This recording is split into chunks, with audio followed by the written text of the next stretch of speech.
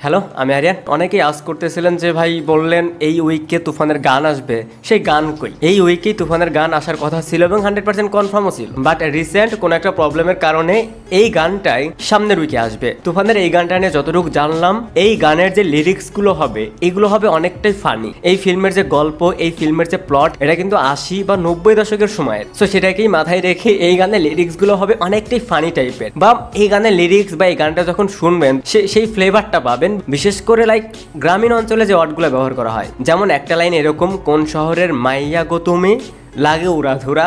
এরপর এই গানের টাইটেল হতে পারে দুষ্ট কোকিল। তো বোঝাই যাচ্ছে যে গানের লিরিক্স গুলো অনেকটা ফানি, প্লাস এটা অডিয়েন্স খুব সহজে ক্যাচ করতে পারবে। ইভেন এই গানে পারফর্ম করবে শাকিব খান এবং মিমি চক্রবর্তী। আই মিন এখন পর্যন্ত তুফানের টিজারেও আমরা মিমি চক্রবর্তীকে সেভাবে দেখিনি। এরপর মিমির লুক যে পোস্টার দিয়ে রিভিল করে সেটাও অনেক বেশি ইমপ্রেসিভ ছিল না, বাট এই গানে মিমি চক্রবর্তীর সাথে শাকিব খান পারফর্ম করবে। আর এই গানের music composer plus singer Pritam Hasan. তো এইখানে কিন্তু কোনো ডাউট নেই আপাতত প্রীতম হাসানের জন্য। প্রীতম হাসান এই সময়ের ইয়াং জেনারেশনের কাছে একটা ক্রেজ। সো প্রীতম হাসানের ভয়েস, তার মিউজিক, সেখানে পারফর্ম করবে শাকিব খান, এর সাথে থাকবে মিমি চক্রবর্তী। আর এটা যেহেতু একটা আইটেম গান, তো পুরো ব্যাপারটাই জমে যাবে। ইভেন এই গানটা নিয়েও অডিয়েন্সের মাঝে যে এক্সপেকটেশন তৈরি হয়েছে সেইটা কতটা ফিল আপ করতে পারে এটাই এখন দেখার বিষয়। সো দুষ্ট কোকিল এই গানটা নিয়ে আপনারা কতটা এক্সাইটেড সেটা অবশ্যই কমেন্টসে জানাতে পারেন।